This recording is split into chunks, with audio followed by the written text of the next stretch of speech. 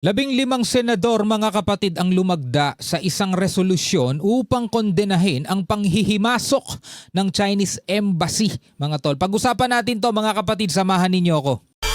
I'm just a young nigga chillin' on it. First time I seen ice was a Alright, magandang araw sa inyong lahat mga tol. Siguro hindi na bago sa inyo. Ngayon dahil kalat na ngayon sa online, etong pakikipagbardagulan ng mga Chinese official dito sa Chinese Embassy o yung mismong ambassador ng China mga tol, at saka ang ating mga opisyal tulad na lamang ng senador, mambabatas at saka nito si Commodore J. Tariela. Gate ng China mga tol, ipinagtatanggol lang daw nila ang kanilang mga sarili laban sa pang-aatake ng Pilipinas. Aba, tayo pa talaga ang nang-aatake. Tayo pa talaga mga tol ang mali, no? Para sa kanilang pakiwari. Pero good thing mga tol, no? Majority pa rin ng ating mga kababayang Pilipino ang nakasuporta sa ating mga magigiting na mga otoridad kesa doon sa mga trolls ng China, mga bayaran ng China, mga pro-China na kumukundina mismo sa ating mga opisyal na ipinagtatanggol lang yung ating karapatan mga tol. So ngayon dito sa balitang ating panonoorin. Sabi rito, 15 senador ang lumagda sa isang resolusyon upang kondenahin ang panghihimasok ng Chinese Embassy sa internal affairs ng bansa, mga tol. Tulad nga ng sinabi ko nung nakaraan, mas matindi pa, mas malala itong bagong ambassador ngayon ng China kesa dun sa nakaraan kay Wang Xilian, mga tol. Mas matindi to. Kasi kay Wang Xilian kahit papano, mga tol, hindi umaabot sa ganitong punto, hindi umaabot sa ganitong tagpo. Pero itong ambassador nila, talaga nandirito yung wolf diplomacy na tinatawag nila, gumagana. Nakikipagsagutan, nakikipagbardagulan. Well, panoorin natin to mga kapatid, pero bago yan, syempre huwag niyong kalimutan mag-subscribe, at kung ikaw naman ay nasa ating FB page, huwag mong kalimutan mag-follow and like. Panoorin na natin to mga tol. 15 senador lumagda sa isang resolusyon para kondenahin ang panghimasok ng Chinese Embassy sa internal affairs ng bansa. Detalye ng balita mula kay Raymond Dadpa sa Aris 28. Raymond, good morning. DZRH News Television ang source ng ating balitang pinapanood ngayon. Tumindig ang 15 senador at lumagda sa isang resolution upang iparating ang kanilang pagkondena sa ginagawang pangimasok ng mga opisyal ng Chinese Embassy sa mga internal affairs ng bansa. Ito ay kasunod ng pag-question nila sa mga pahayag ng ating mga mambabatas at iba pang opisyal ng pamahalaan hinggil sa sitwasyon sa West Philippine Sea. Kumbaga parang ang lumalabas, no? Ayaw ng China na pumapalag ang Pilipinas.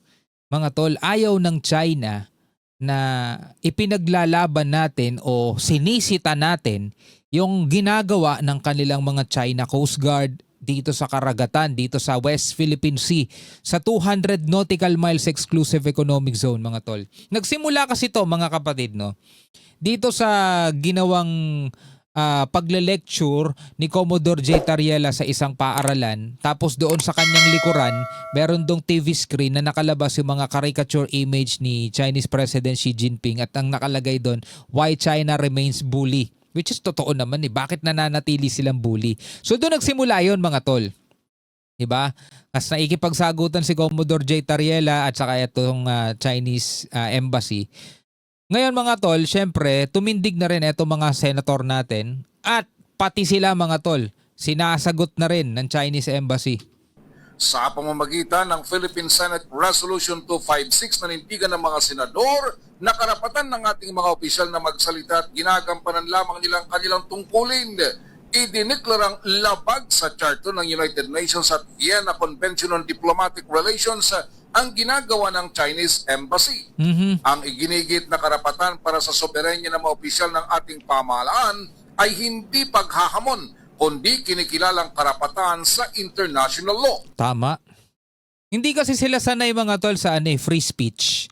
Hindi sila sanay doon kasi doon sa kanila kapag nagsalita ka ng masama laban sa gobyerno mo, wala, tanggal ka agad o kaya hindi ka na matatagpuan buong pamilya mo. Dito mga tol, naninibago sila ba? Ganito Pilipinas Buti nga mga tol, ganito ang ginagawa natin eh. Hindi na natin pinapalala pa sa talagang labanan kasi unang-una tayo rin naman na mahihirapan pag ginawa natin yun. 'Di ba? Hindi naman na question mga tol kung bakit. Alam niyo naman kung ano lang yung capability ng ating bansa, 'di ba? Nagpasalamat si Senator Francis Kiko Pangilinan sa mga kasamaang senador na sumuporta sa resolution sa pangunguna ni Senate President Vicente Tito Soto III. Nako, na. Lang Mga tol, ulitin ko hindi lahat ng nakikita nating lumalaban para sa ating soberanya ay talagang para sa bayan. Tatandaan ninyo mga tol bago pa tayo maligaw pa ng husto, 'di ba? Merong mga opisyal ng ating gobyerno. Ayoko magbigay ng pangalan syempre kung sino-sino, no? Ayun lang naman ay para sa akin. Merong mga opisyal ng ating gobyerno na posible o may posibilidad na ginagamit lang yung ganitong uri ng issue para makakuha ng simpatsya para sa papalapit na halalan. Tandaan niyo yan mga tol, 'di ba?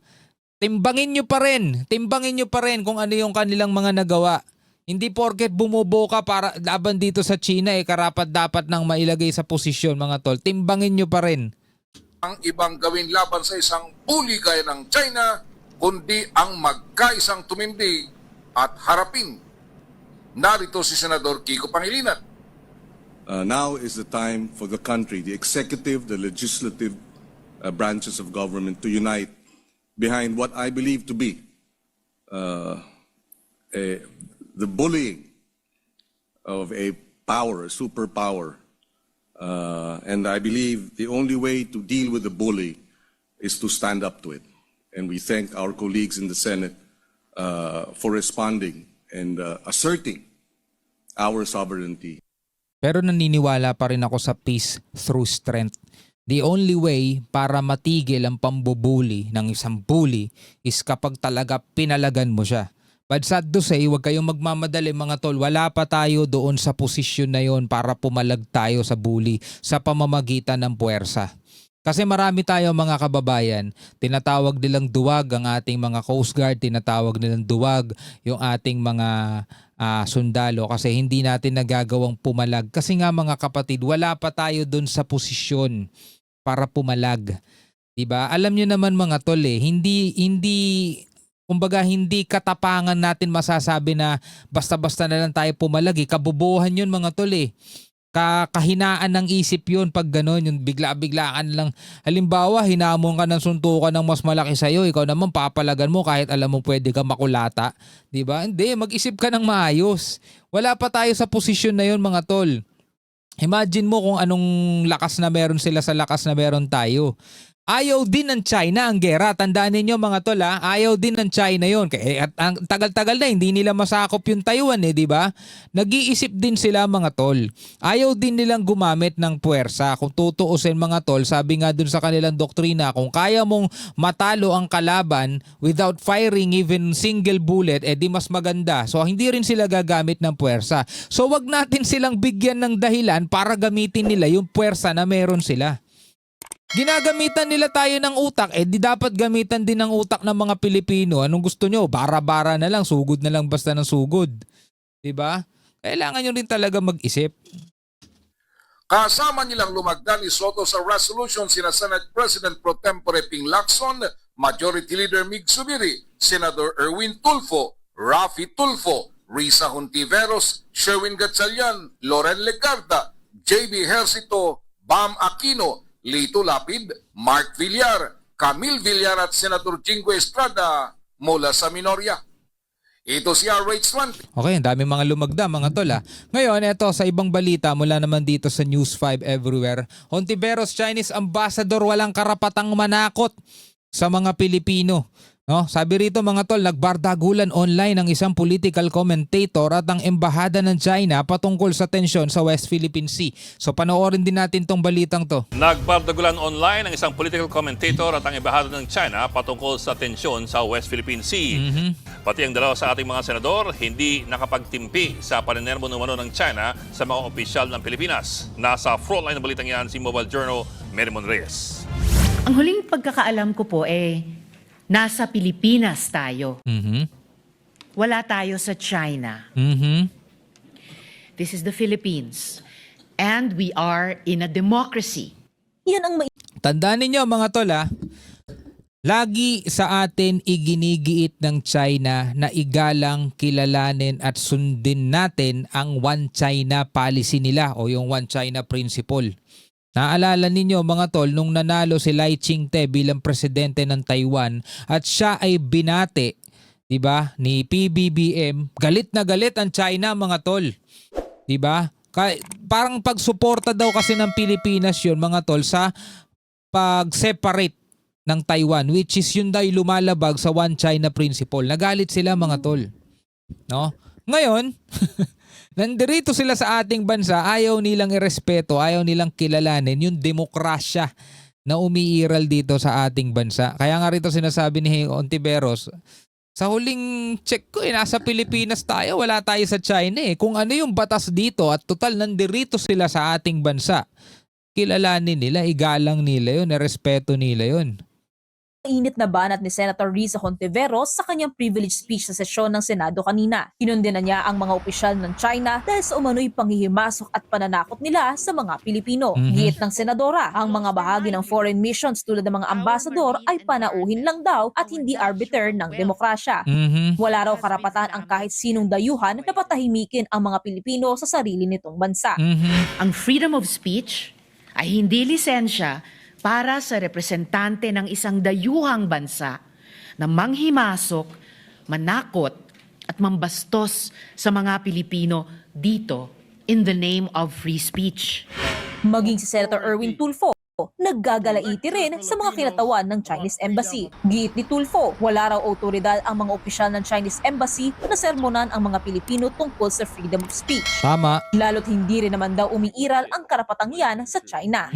If you do not like how democracy works in this country, then you are free to leave the Philippines. Again mga kapatid, ulitin ko hindi nyo kailangan gustuhin etong mga nagsasalitang senator, 'di ba? Kung halimbawa naiinis kayo rito kay Senator Erwin Tulfo o kay Senator Risa Hontiveros sa iba't ibang kadahilanan mga tol, pero kung ang pinag-uusapan kasi natin dito mga tol is yung ating soberanya, isang tabi nyo muna yung pagiging bias. 'Di ba? Isang tabi nyo muna kung halimbawa gusto nyo tong senator na to pero taliwas yung kanyang sinasabi sa ipinaglalaban ng ating bansa. Like for example, gustong-gusto nyo tong senator na to, 'di ba? At alam nyong magiting to, talagang laging naaayon sa batas. Pero kung siya naman ay kampi sa China, mga tol, hindi nyo naman kailangan pakinggan yung kanyang sinasabi. Pwedeng gusto nyo siya sa ibang bagay pero sa usaping ito, hindi. O halimbawa naman dito kay Senator Erwin Tulfo, tayo mga kapatid, binigyan na natin to ng reaction dati nung sinabi niyang bendalo. Diba?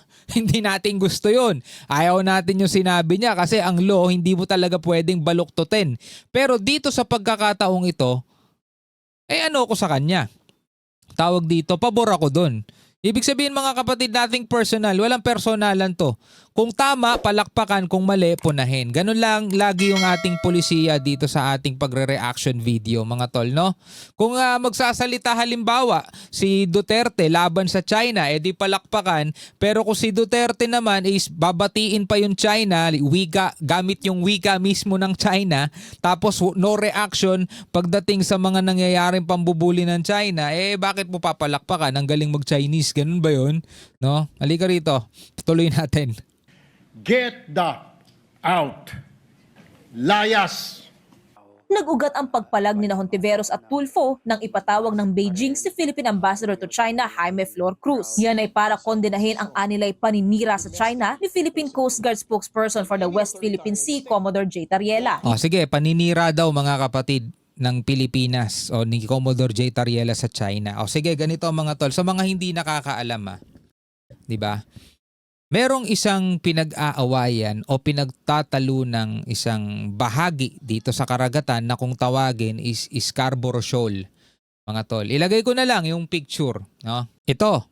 Yan. So ito yung Scarborough Shoal, mga tol. Ganito itsura niyan. Yan, kung nakikita niyo, ganyan itsura niyan. Ito'y napakalapit lang sa ating bansang Pilipinas, mga tol. Ayan ay nasa loob ng ating 200 nautical miles exclusive economic zone. Mga kapatid, no?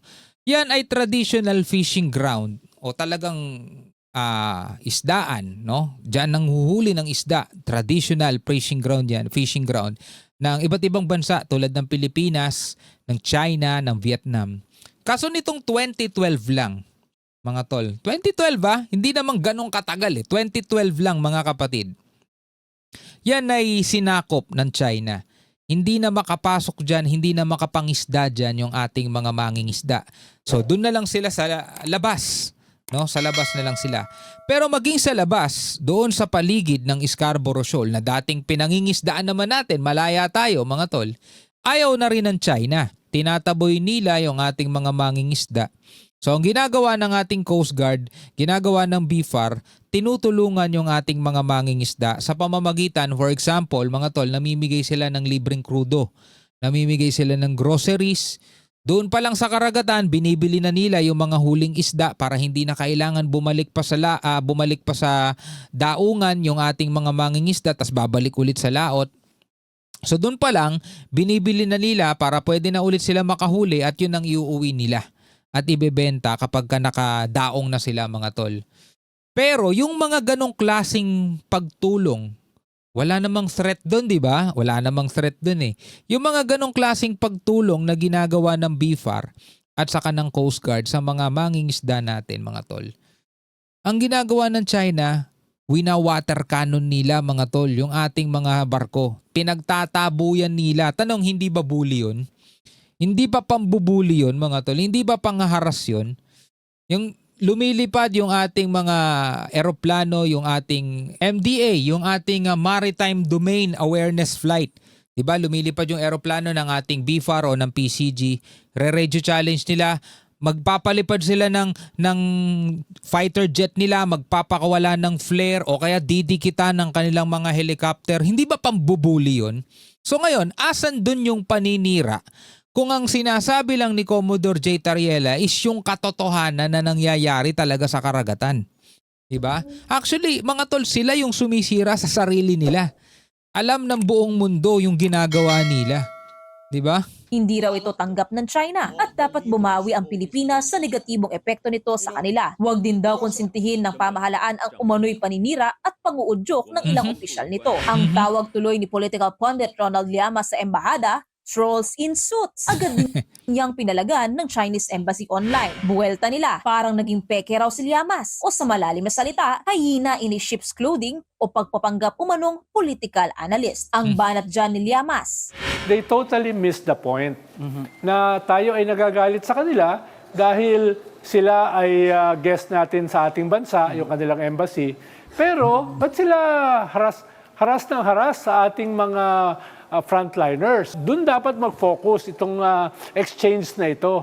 Hindi kung tama ba yung wolf at saka hyena. Sa kabila niyan, nanawagan naman ang Department of Foreign Affairs ng kalmadong komunikasyon sa pagitan ng dalawang bansa. Kahit daw pinapahalagahan ng Pilipinas ang makahulugang debate, mahalaga rin dapat ang professional at magalang na palitan ng salita sa harap ng publiko. Hindi naman daw niyan ikabababa ang pambansang interes. Kailangan din daw ang pagiging mahinahon para hindi mahadlangan ang diplomasya. Si Pangulong Bongbong Marcos naman, suportado raw ang mga pahayag ng ating mga opisyal. Kapag po ang mga ahensya ng gobyerno, ang mga heads po ng ahensya ay tama at naaayon sa ating advokasya na ipaglaban ang karapatan at interes ng bansa, yan po ay sinusuportahan ng Pangulo. Nagbabalita. Alright mga kapatid, ulitin ko, hindi nyo kailangan gustuhin yung mga nagsasalita tulad na halimbawa ni Llamas, tulad ni Senator Erwin Tulfo at ni Risa Ontiveros, ni Atty. Claire. Hindi nyo kailangan magustuhan yan para sang-ayunan ninyo yung kanilang mga sinasabi. Hindi naman tayo magiging bias kasi. Ibig sabihin mga tol, ayoko niyan, ayoko yung sinasabi niya. Hindi, para sa bansa natin yan mga tol eh. Totoo naman eh. Diba? Hindi naninira. Sila mismo sumisira sa sarili nila dahil sila yung gumagawa ng mga kabalbalan sa karagatan eh. 'Di ba? Inutos ba ng Pilipinas na i-water cannon nila tayo? 'Di ba nitong nakaraan nga lang mga kapatid bago matapos ang taon o after ng taon after mag New Year ba 'yun, 'di ba? Winater cannon nila yung mga mangingisdang Pilipino dito sa may Skoda Shoal. Biruin mo mangingisda 'yun ha. Maliliit na bangka i-water cannon nila o sa tingin ninyo, paninira ba yun sa kanila o sila mismo yung sumisira sa sarili nila? Anyway mga kapatid, bilang mga Pilipino, ano ang inyong masasabi dyan? Comment na lamang kayo sa ibaba. Hanggang sa muli, ako nga pala si Shobal D. Peace out.